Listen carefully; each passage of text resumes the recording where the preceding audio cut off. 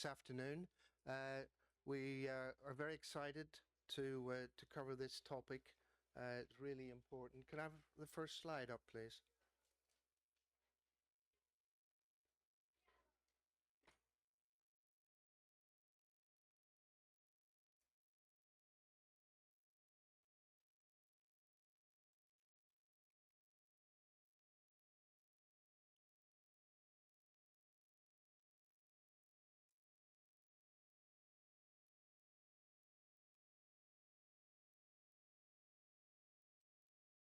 So again, welcome. My name is Frank Kelly. I lead the Environmental Research Group at Imperial College London, and I'm delighted to be here to moderate this session.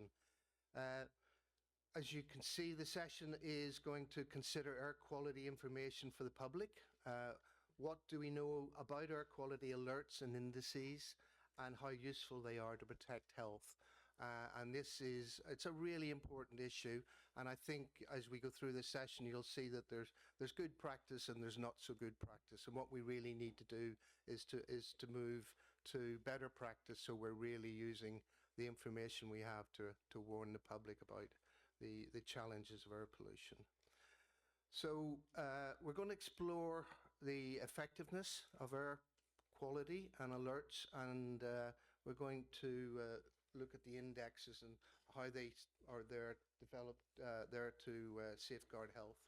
And the experts that we have who will be speaking to us will share their individual country experiences and discuss how these tools go beyond advocacy to drive public health benefits.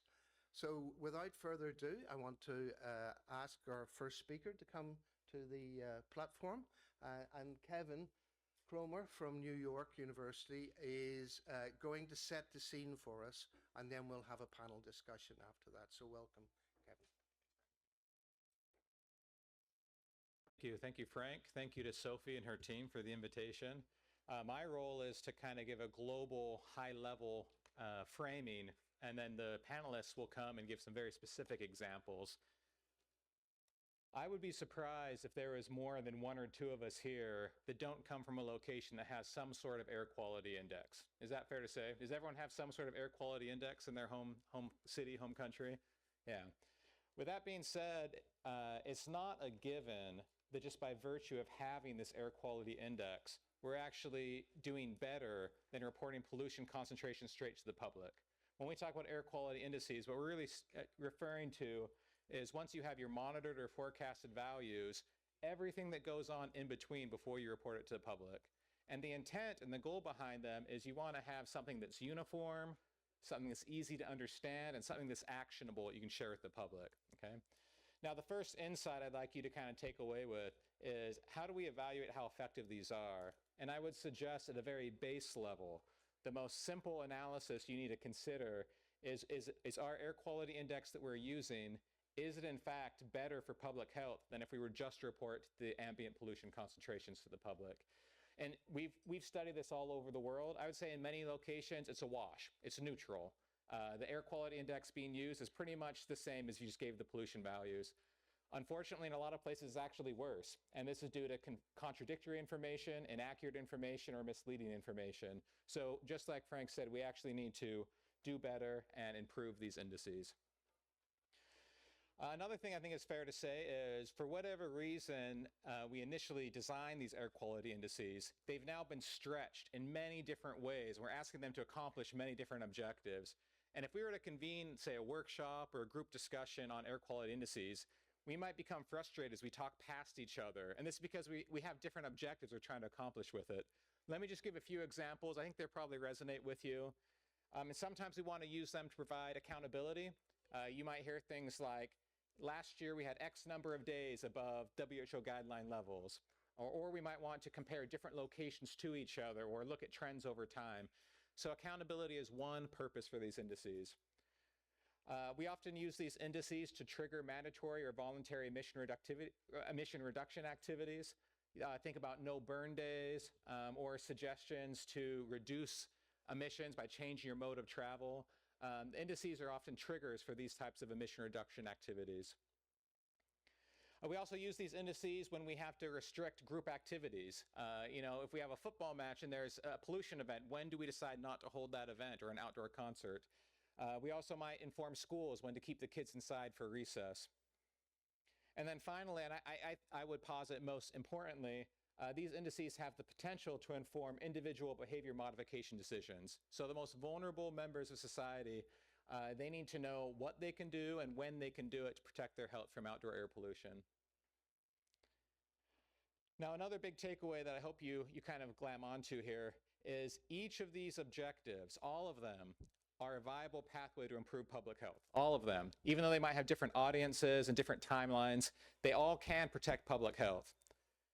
The but, though, the although is not, there's not one index that can optimize all those objectives, okay? So we need to choose, we need to be deliberate. What are we actually trying to accomplish, and make sure our index is accomplishing that?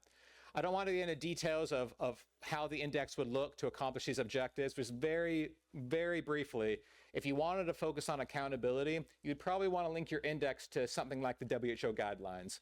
If you wanted to really focus on emission control, you'd want to use your own country's national standards as breakpoints.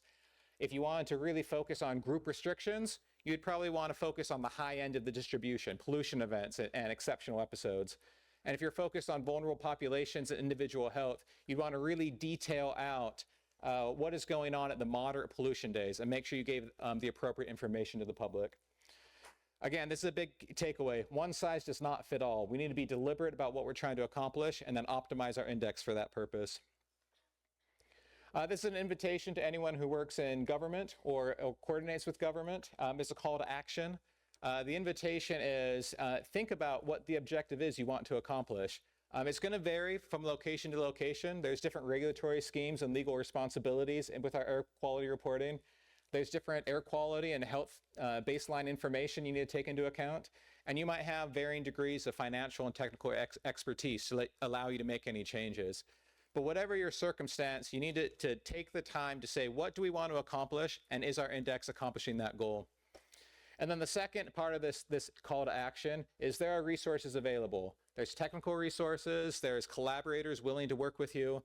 And the four steps we need to take working together is evaluate what you currently have, potentially revise alternatives, validate those alternatives, and then work together to implement it to see those public health gains. I'm very excited for our panel. I'm eager to turn it over to them. Let me just kind of hit the bullet points for you one more time. Just having an air quality index isn't enough. At a very basic level, if it's not doing better than just reporting pollution levels to the public, we should either get rid of the index or revise it and make it better. The second big takeaway point is there's competing objectives, so let's choose which one we want to emphasize. And if we can be opportunistic and maybe get some secondary objectives in there, that's great. But they are competing. I think we're going to hear that from our representative from Canada today. And then thirdly, we'd like to help. If you'd like to revise your index or evaluate what you're doing, particularly for Latin American colleagues here, there are tools to help you have forecasting right away. There's tools to help you include health information right away in your index. So reach out to WHO and the people on the panel, and we can help you make a big step forward. Great, and I'm looking forward to the panel discussion. I appreciate it, everyone.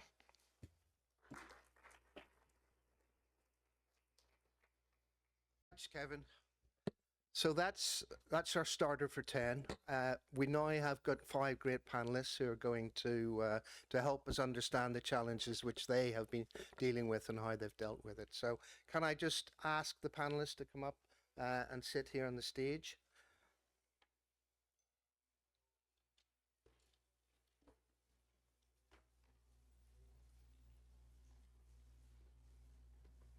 You can have any seat.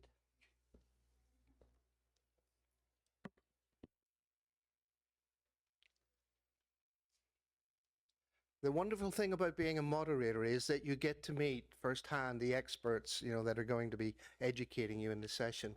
And I have not met 4 of these individuals before, so I'm looking forward to meeting you and hearing from you. So the first one I'm going to come to is Kathleen Poussette, who is Director of Water and Air Bureau in Health Canada. So very welcome, Kathleen. And I know Canada's been very, very active in this area. So I'm going to give you a question just to begin with, but feel free to add a little bit to that if you feel you need to. So the question I'm going to put to you is, can you share with us Canada's approach to integrating health messaging into its air quality forecast and alert system? Sure. Thank you very much. This on? Yep. Thank you very much, everyone, for the opportunity to speak to you today. So I think Canada has over 20 years of experience, sort of the development and implementation of its air quality health index. And I think one element that is important to stress is that it's been a collaborative approach between health and environmental partners, local and regional stakeholders, and kind of provides an example of a national frame that can also be tailored towards regional situations and context. So the Air Quality Health Index in Canada is based on an analysis of the air quality in 8 cities in Canada and the pollutants that most were found to most be associated with short-term exposure mortality. And so the model uses the concentrations of fine particulate matter, NO2 and ozone, and it's presented as part of our weather forecast on a very simple scale of 1 to 10, along with health messaging aimed at the population to help them be informed about the air quality in their community and take action to reduce their exposure. One element that's an interesting feature of this is that we have, it's based on a regulatory monitoring system. So it's available to about 75% of Canadians in their communities. However, when we have especially wildfire smoke events, we do have the ability to use modeling data to provide air quality alerts to 100% of our population. And those go out as push notifications through our national weather apps, sort of other mechanisms that are used to disseminate weather information. In terms of the alerts, because that's also part of I think the focus of today, is we have alerts tailored to different air quality situations and events. So we have specific messaging that would be relayed for, say, a summertime smog event versus a wildfire smoke event versus in some of our communities that still rely on residential wood burning for heat in the winter. And so the messaging that goes out as part of a high air quality alert is tailored to those contexts, and the health messaging of ways to reduce exposure is also tailored to those circumstances. Stop there. Thank you. Thank you. Thank you very much. So we will have time, hopefully, to come back and let maybe even the audience come in to expand on some of these issues. But I want to give all the panelists a chance to let us hear their story. So I'm going to move on now to Sébastien Daines, who's Director of Santé Publique in France. And Sébastien, the question which we have for you is, just let me get my... Can you find your question if you want? No, I've got it here. Yeah. Is how do health gains from individual actions compare to those from institutional stroke government actions? Well, thank you for the invitation. Thank you, Sophie, and thank you for this panel. Regarding this question, I think it's quite difficult to answer it because there's no real evaluation of intervention at the individual level of this efficiency of alerts or air quality index values. What I can say is that in France, a lot of focus is given on alert thresholds. And so the question is, these alert thresholds do have a sense in terms of epidemiological observations. And so what we did is that we made some temporal epidemiological studies relating the concentrations of particles in atmosphere um, and relating these concentrations to mortality and also hospitalization for cardiovascular disease for short-term exposure to these particles. Because, of course, as you said, these alert thresholds are based to protect a setup to protect population from the acute effects and short-term effects of air pollution. What we did observe is that between 80 to 100%, so we carried out the study in the different cities, huge cities in France, and between 80 and 100% of what we did observe for epidemiological impact occurred below the values, the concentration values of these alert thresholds. So it means that in France, we focus really, and the government focus really on these alert values, but these alert values probably protect a small part of the population and the most vulnerable, but for a high number or the largest part of the population is not protective at all regarding the effects of air pollution. So we should be very cautious in the communication to the public because, of course, from these alert thresholds, we have very strict mitigation measures, for instance, regulation of the traffic, and so it impacts the population. So it's really visible, but still that it has not really epidemiological links because we've seen that epidemiological effects occurred below these values. So what we need constantly to remember and to communicate to the policymakers and to the citizens is that the highest burden related to air pollution comes from, I would say, day-to-day levels and not levels of air contaminants that are above the alert value. And so this is a very important message because you breathe air and you are not aware that what you breathe will impact your health. But when we do some estimation, thanks to RQ+, for instance, which is a tool developed by WHO, we see that, for instance, around 3,000 cases of lung cancers annually are due to, usual level of air pollutions.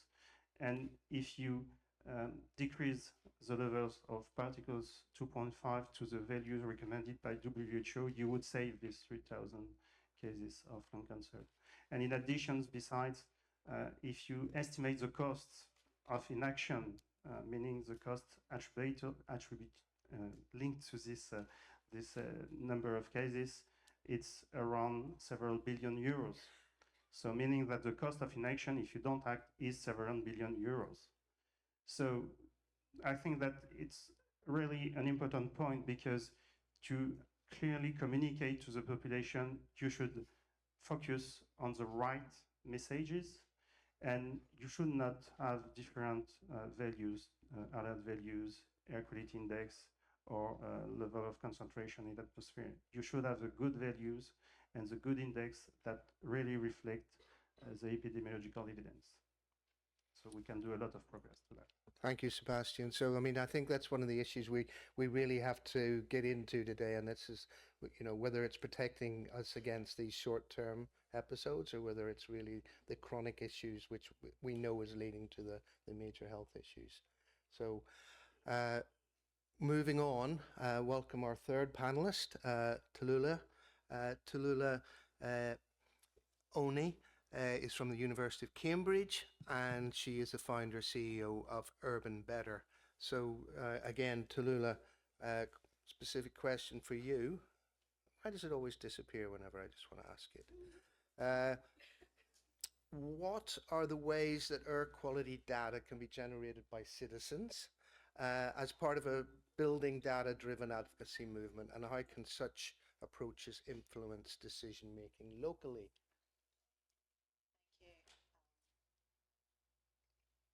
I think it'll come on whenever you speak. Will it? Yeah, Okay. yes. Well, thanks, Frank. Yeah, really great to hear the two panelists so far. I want to come at it from a slightly different perspective. and you know the what's in the background. The video will just keep playing in the background. There's no sound, so just. But you know, we talk about what we're communicating to the public. We talk about how to engage the public, but you know, some of the work that we're doing at Urban Better is coming out the other way. It's like, what can the public tell us, right? So when in order for air quality information to achieve the greatest gains in terms of population health, we have to be asking, in addition to the epidemiological evidence, who is making the decisions around what data, where the data is collected, who's making decisions around who has access to that information, who's making decisions around what the priority interventions are, who's making the decisions around what the accountability of whether or not these actions are successful or not. And I think sometimes we and I'm academic, but we over technicalize, query word, the approach to say, okay, we will measure it and then we will say it's effective. And it's like, but we can also ask people, right? We can also get people to be part of it. So some of the approach that we take with the Urban Better Citizens is saying, how can we leverage citizen science and how can we engage a wider population to be part of a kind of participatory air quality management process? So how can we make sure that the information that's collected is grounded in a lived experience? So we talk about a lived environment. How do we ensure it's engaging a wider group of people? How do we ensure that it is unearthing unmet demand? So on that front, you know, we often talk about increasing awareness, but in some of, and I'm sure, I wonder if other panelists have this experience, but often in my experience, the awareness is there, but the demand is hidden, right? And that is because there are other priorities, right? So people who are either cooking in public space with dirty fuels, or if you talk to them, they're aware. It's like, yeah, actually, when I smoke fish this way, yes, my lungs. Oh yeah, my child gets a bit unwell, my eyes get a bit irritated. But the demand, because what options do I have? And sometimes it feels like we stop there in terms of increasing awareness, but less so on what we can do in terms of demand. So that's one thing. And then the other side, the approach that we take is leveraging physical activity and youth. And part of the reason we do that is because, you know, in a lot of the contexts and rapidly urbanizing contexts we're seeing, you know, we have a huge amount of rise in non-communicable diseases, you know, not just from air pollution, but from other urbanizing exposures. So we want people to be more physically active. But in a lot of these spaces, that physical activity in public space is the most equitable form of physical activity, whether it's for leisure, whether it's for active travel. But actually, air pollution is a significant hindrance. And what we find is that in engaging a wider population, beyond people who are health advocates, beyond people who are environment advocates, if you speak to people who walk in public space, who run in public space, who cycle, they have a different understanding of what it means to have the information on the quality of data they breathe. And so this is the approach that we take. So just to give an example, what you're seeing on the screen at the moment is the data we collected from the run and walk that we did on Monday in Cartagena. So we organized, so this is precision advocacy, right? So we collected data on the air quality along the route. So from Boca Grande all the way here. We could use an app as well to collect data on some of the sources of air pollution that you can see. And we use that to say, what is that telling us in terms of the hyper-local sources of air pollution? What is that telling us in terms of the effectiveness or lack thereof of potentially of interventions that may have been put into place? And so what you're seeing there is you know, some of the photos that are taken and characteristics of some of the areas in terms of sources of air pollution, also or protective sources. And one of the interesting things is also highlights equity. So this is what we haven't spoken about today yet in terms of spatial justice. So the day before, my colleague had a similar run with the university students here in a different part of Cartagena. And if you look out for it coming up soon, you'll see the air quality. So the air quality in the one that we did on Monday, for example, was largely actually fairly good. One of the interesting things that we then stopped to have a conversation about is that at some point during the run, there was a huge spike in the air pollution. You see that there, and that was aligned with a couple of buses going past. So we stopped to have a conversation about what does that mean in terms of the bus fleet and how, and so that evidence informed that advocacy. What you see there, went past it. By comparison, there was other data from the day before in a different part of town, and what you could see was quite a lot more spikes. So those were the students that were doing that. So in the same city, you have the same, and there were conversations around waste management and some of the issues. So even when it comes to the solutions are also hyper-local. And so the reason I use that is because I think sometimes we underestimate, the importance of shifting that power landscape in terms of who's asking the questions, who is driving the prioritization of what is collected. Is it aligned with where the health need is, or is it where it's easier to have a solution that is improving air quality here, but it's not improving overall air quality because we're not actually asking people, we're not targeting where the health need lies.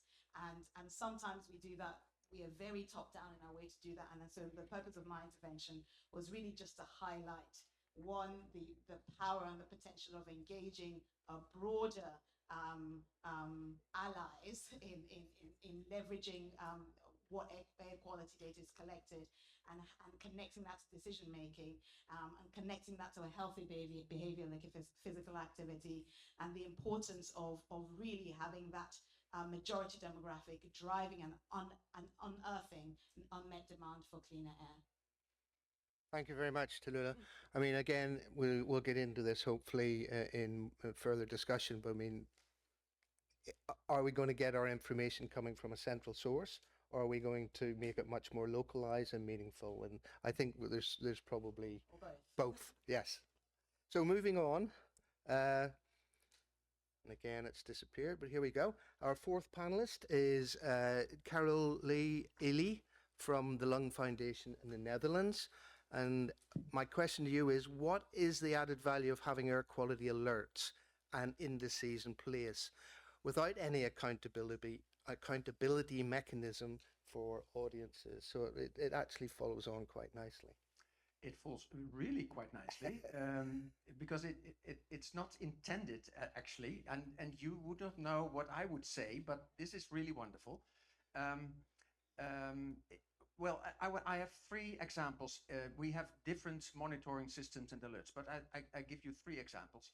First one is it's in Dutch, of course, but it is the wood burning alert, and it is, of course, it is only important for both for people with lung diseases and for people who do not have lung disease, that people are aware of the fact.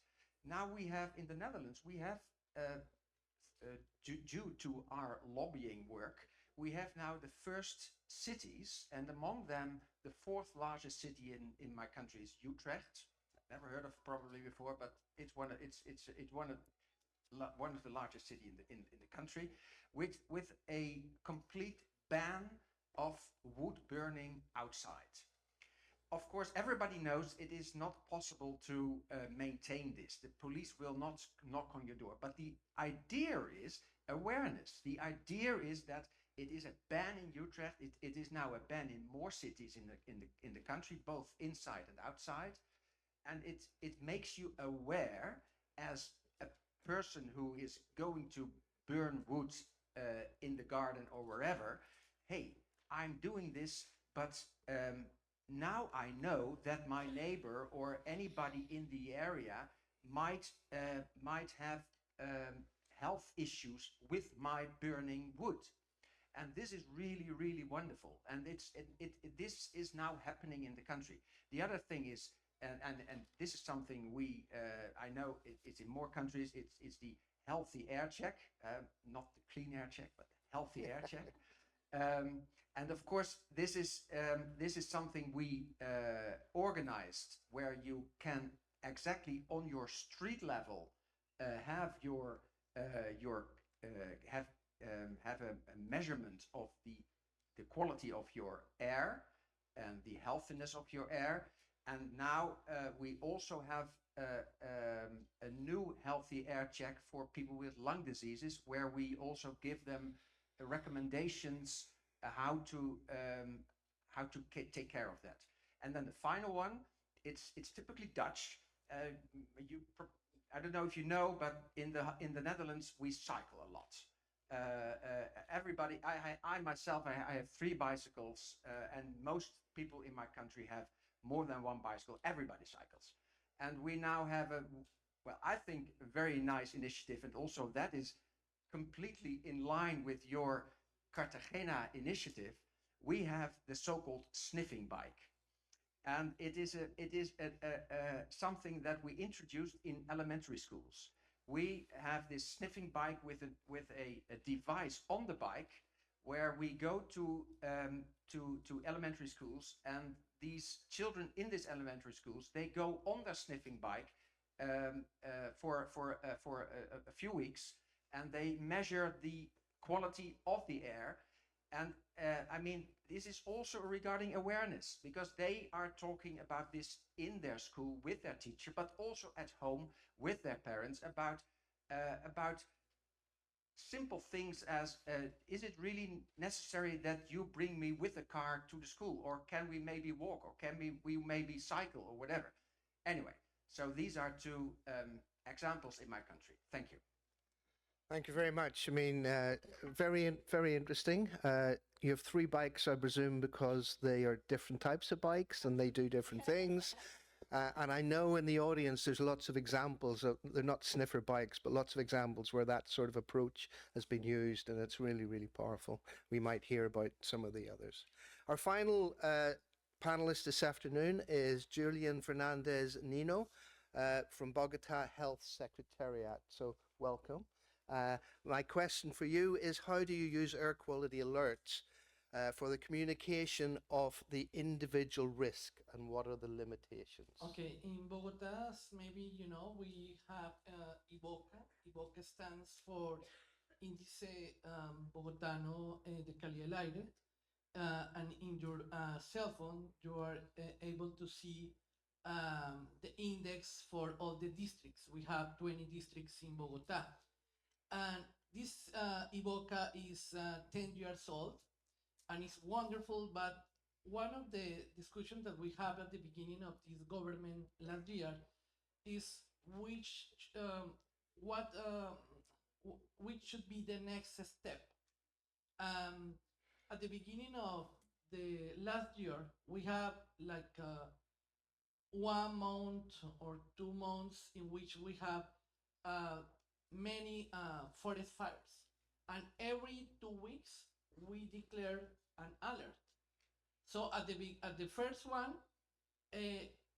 everybody pay attention. At the second one, some people, and the third one is like again. So it's like so, and that is one of the reflections that we have in the government, and we say, okay, so this kind of approach based in the alert and emergency approach is not enough, because this is a chronic problem. So we need a different approach.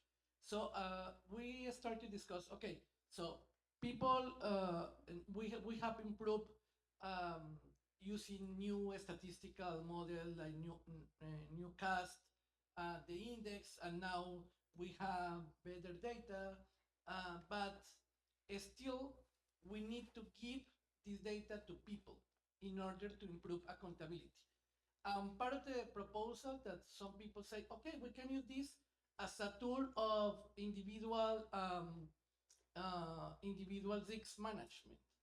And I told them, okay, let's imagine a doorman, the doorman of my building that lives in Kennedy at the south of the city, and he lives in a district in which the levels are always bad, all the year, all the time. So which is the management that he can do? In the case of Usaquén, where rich people and other people like me live, no make it, but in Usaquén, you can decide, okay, today I'm not gonna run, today I'm not gonna walk. It's a decision that you can take. But if you live in a district, which kind of what do you pretend that the people do if they don't have the tools? So the environment, even this doorman doesn't have a car. So what do you want that he do with this information? And that is part of the discussion. So if we are going to give the data to people, that is the idea and it's part of the democracy, we have also to give these tools for accountability at the local level. So we are thinking that is important in particular because the map of the air quality in Bogota is the map of the social injustice.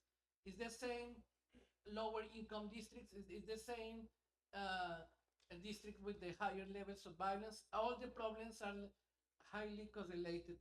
So we need that this social organization can use this data for have the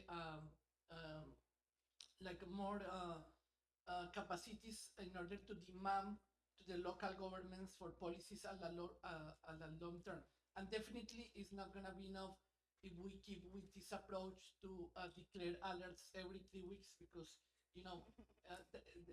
this emergency approach is something that is decreasing their effectiveness over time. So, Julian, just out of interest, how are the alerts announced? Is it on radio, television, app, phone?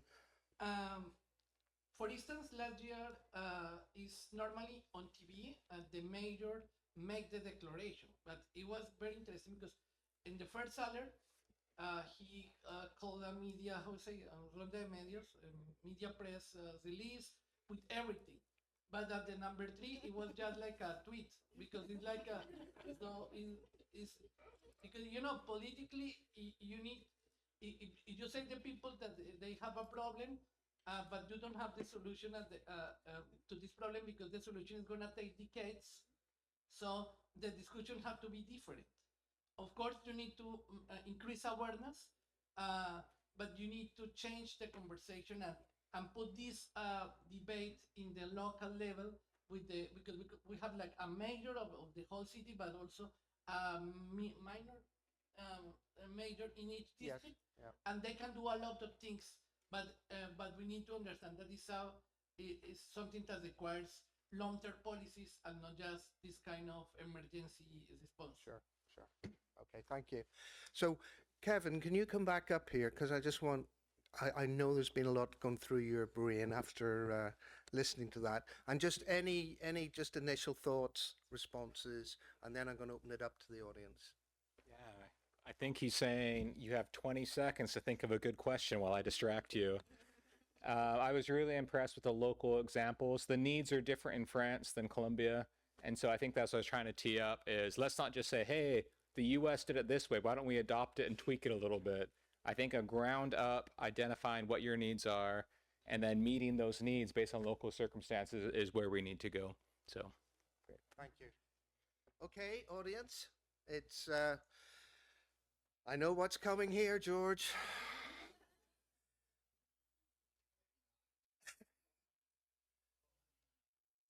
Yeah, it's on. It should come on when you start speaking. There. Okay, I'm just shy.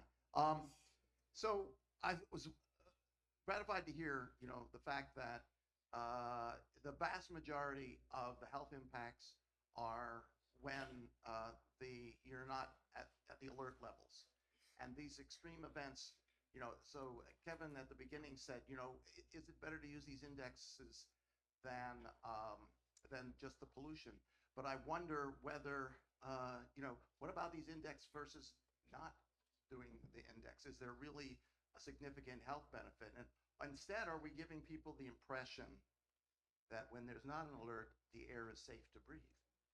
And that is not true. We really have to emphasize the annual average. Every day you get up, you're enveloped in this pollution, you're exposed. And it's not just these few days when it's the red alert. So it gives people say, okay, no red alert, then I'm fine. We're all fine. No, we're not fine. And we somehow have to get that across. I thought the spatial work was very interesting. Is there a way we could use that like we do with traffic? So maybe if people every day saw, oh my God, the levels are high in this locale. First of all, the neighborhoods would be aware, and so they would get up in arms, and people would be aware this is an everyday problem. Is there any way to do the other 90% of the air pollution health effects? Yes, there is, and I did know what was coming. So I think the first thing is, and please let me just start and then come in, team. I think the first thing is that the alerts are very, very useful for those who already have, for example, a respiratory condition, and it does help them modify their behavior should they think that that's what needs to be done or remember their medication. But yes, there is this dichotomy, I suppose, that there are days, depending where we are, where the pollution is always going to be having an impact which will build up over a long period of time on our health. But panel, anything you'd like to add to that? And then I know the regional thing, even within cities, I think that's very interesting. And I've got someone in the audience who can comment to that as well in a minute. Yeah, I think the point of that, I think, just emphasizes the point I was making, is that the direction, we often assume that the directionality of the information is that we're giving people the information. I think really critical to that is also building capacity for people to generate information. And I think that is, it's a two-way thing, and actually decentralizing it. What I showed was just what we did on Monday, but actually this approach is we're scaling it across cities. So we have it in Lagos, we have Nairobi, we're coming to you soon, to say, how can we create the kind of social infrastructure and the kind of community asset where people are able to actually collect their own information, both in terms of the number, and I really want to, I think also when we talk about air quality information, one aspect of it is the number, so the PM 2.5 levels, and using the sensors, and using wearable sensors and that sort of thing to collect data on the go in dynamic ways. But the other aspect, and this is why we use the Citizen Science app as well, is collecting photo data, because that information is also, once you have trained people on what are the common sources of air quality, air pollution, what are the common what are the common types of activities in areas that drive air pollution, whether that is inadequate waste management, whether that is the public transport fleet, whatever, people are able to document that information. And that is, it's so powerful when people ask their own questions, are able to document the information on what is going on in their area, and to use that information to engage with the local decision makers to say, you know what, actually over time we have collected information, air quality around this area. We have examples of people collecting air quality information and sources of inadequate waste management around a hospital in an area to say, okay, this is, use that to emphasize. They're not waiting for the alerts about what's going on there. We have another example of in another city where they collected, they have a big marathon and there's a big physical activity event, but the air quality is anecdotally bad around there. So they collected data during the marathon when the roads were closed, and again when the roads were not closed, and they were able to demonstrate, the citizens were able to demonstrate 60% lower air pollution on the day of the marathon when all the roads were closed. And they use that to engage with the Transport Commission to say, this is why when we think about non-motorized transport policies, our physical infrastructure, physical activity infrastructure, alongside how we're thinking about the public transport infrastructure, is really critical. So the power of, they weren't waiting for that information to say, this is what's happening. They were generating that information and using that to engage with decision makers. So I think that is the power of data and information that is grounded in lived experience, that broadens the allies and that uses that to engage decision makers. I would like to insist that it's difficult to keep awareness over time. And that's something that we learned from COVID-19. At the beginning, you say, okay, there is a nasty virus, use a face mask, use a face mask, use a face mask. Try to do that for 6 months. It's so difficult. So, and of course, in the case of in Bogota, another city, if we have dangerous level, like very dangerous, we need this kind of approach in which you have to speak loud and say that is something very dangerous. But when you have this kind of chronic problem, the strategies should be there very different. So, and we have to think this like in the way that we think in chronic diseases, that is different. So that is something that we have close to us or with us, but that's something that you are not going to be able to change quickly. And one of the problems that we have is that even some terrible realities, like the case of the violence in a neighborhood, people used to the violence that you can find in your neighborhood. So at the beginning, maybe if you are new in the neighborhood, okay, they kill people every week. But after some weeks, you say, okay, but it's part of my. So that's a quite other kind of leadership. And sometimes we think that this leadership should be done by the government, but also I think that is also that is very important to uh, help to develop the capacities to the social organization in order that they can demand this at the long term. Okay, thank you. Let's try and keep the answers a little bit shorter because I want to get all the questions in. Over here to begin with. All right, here's okay. Just very quick. I'll try to make my question quick too. I'm Zinin from Hong Kong. Yeah. My question is relevant to AKHI, probably more specific to Kathleen Bousset. In Hong Kong, I think in 2000, starting from 2013, we also implemented AKHI. Probably only one of the two places in the world with every hour we broadcast AKHI. Now, recently we have a big change in Hong Kong from short term, because AKHI has a short term health effects, and we're going for long term. Every year we publish. The reason for that short AKHI is we found that the roadside AKHI sometimes is lower than the ambient because of the ozone titration problem. I wonder, in Canada, do you have any agenda to look into the long term AKHI possibilities? Yeah, I think that's a really interesting question, and I recently looked at your web profile for your Hong Kong AQHI, and it's very impressive. I think it could be a real example for other colleagues to have a peek through as well. In terms of forward-looking and changes that we may be making to our formulation, that's certainly something that's on the agenda. We've also relatively recently adjusted the formula to better respond to wildfire smoke events, as we found that our 3 pollutant model was underestimating the risk when the PM 2.5 levels were very high. So like we are engaged in kind of continual self-reflection and improvement, and especially as part of the adjustments to the alert and warning messaging, kind of responding to colleagues' feedback as well. Like we adjust those each season based on the feedback or questions that we've received from local stakeholders or provincial partners. For example, like following the 2023 extreme wildfire season that we had lots of questions about when to cancel outdoor events and children's sporting events. And so, we've included more information now in those push alerts. So to kind of help,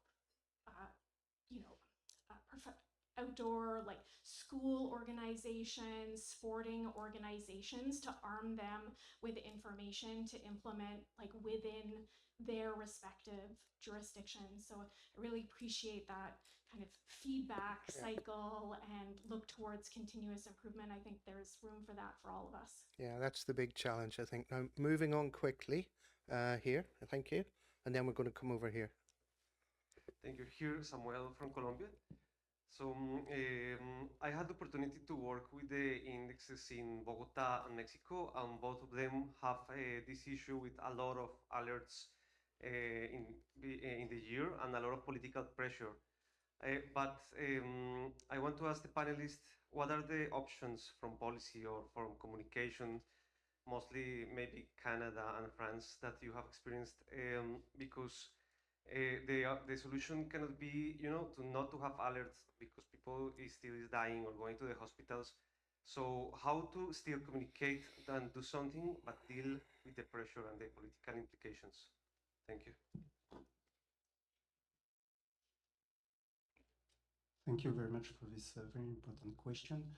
Well, I think that we should, of course, communicate efficiently if we want to reach the target. So who do we want to alert?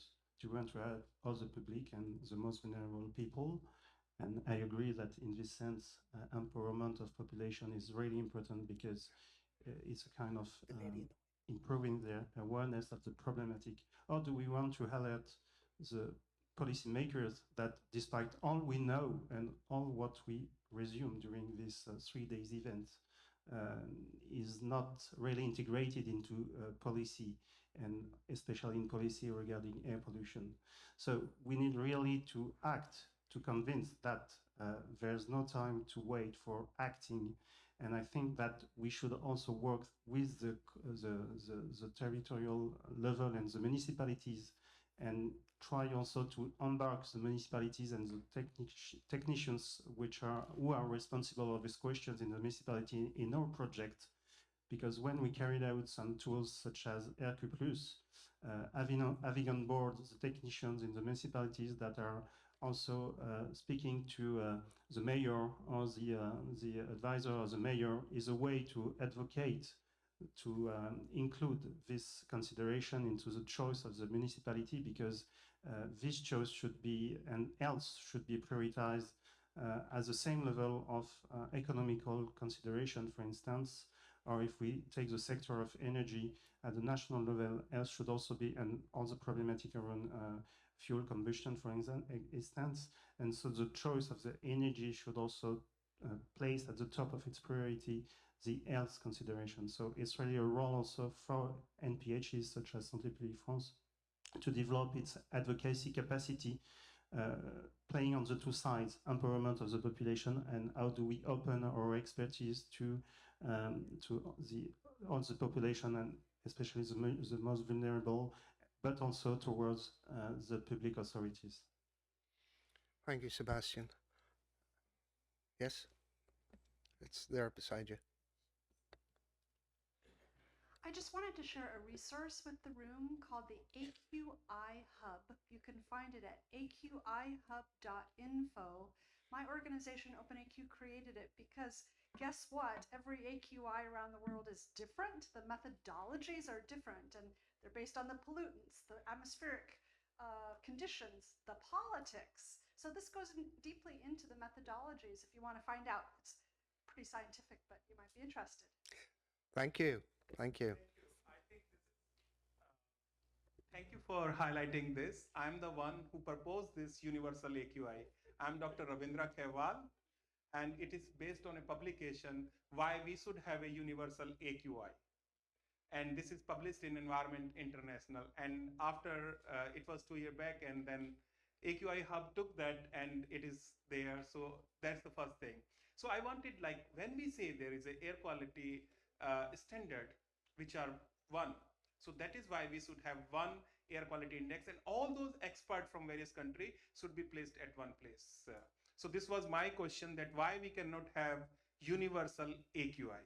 And I would like to also respond to Dr. George Thurston that instead of not having a alert, it is good to have alert, because the pressure from that high air pollution or moderate air pollution will also leverage effect when there is a satisfactory air quality. So we need to continuously have this alert, because they will ultimately also improve the overall number of good air quality days.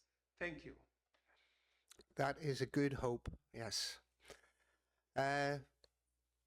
Here, Rish, Rami. And I think, yeah, this could be the last question. Thank you, Frank. I have a question about the AQI, but it's a very, very brief comment on the universal AQI. I think it's a very interesting thought. It will be good to discuss it more. But this is pretty much pollutant specific. If you have universal evidence for a pollutant that works everywhere the same way, then you can set a universal AQI. But if you have PM that has very different regional composition and potentially effect, then a universal QI cannot be the solution for this one. This is just a thought. I would be happy to discuss more. And on the AQHI, we try and use it in the Middle East. We apply it on our data. But when we have very high regional background levels of natural PM, we always have, we rarely see the green. Do you have any thoughts about the application of it in regions like this? I think it depends on the intended purpose. So if the intended purpose is to arm people with information about their local air quality conditions and to then help them kind of self-calibrate their risk and take actions, then like it should include natural sources as part of that calculation, because that is what people are breathing in. I think that's then the flip side is if you're using it to inform, you know, implementing policy decisions, which is not how we use it in Canada, then, you know, there may be a place for backing out anthropogenic contributions, but that's certainly not our application of it. And that's similar to our context with wildfires, where we have PM dominant air quality events. And I'm happy to share with you the information about kind of our different formulation that kicks in that's PM focused. Thank you. Yeah, so maybe this is the last question. Or Maybe. Maybe not. Melton Cutler from the Swiss Tropical and Public Health Institute in Basel.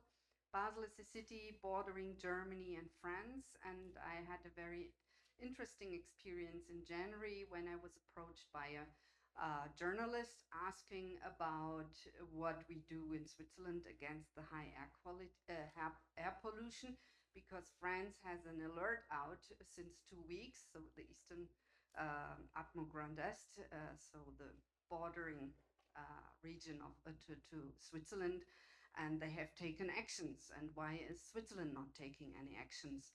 And that really puzzled me, because it was very fine weather, and I looked up the air quality levels, and yes, PM levels were a bit higher than or were high, but they didn't reach the alert or threshold of Switzerland.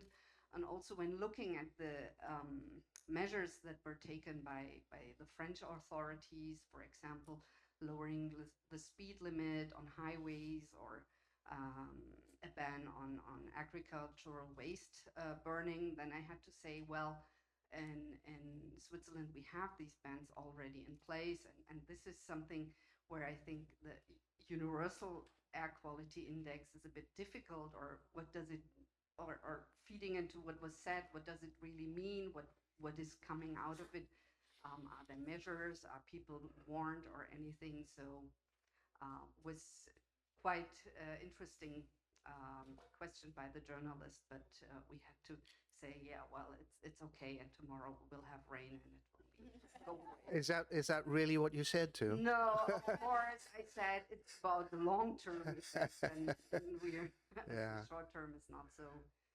In that case, it was really not that high. Yeah. So I think we're going to finish now, and thank you very much to all our panelists and everybody that joined us in the session today.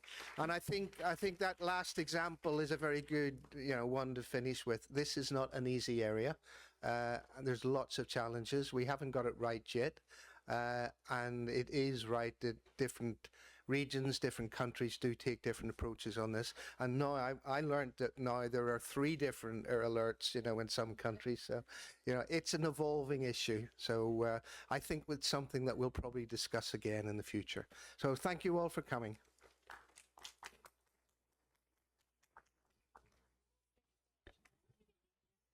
Yes. Hold on, Frank. You should have. How'd you know what I was going to say? Oh, really? He's in the long term. We're going to have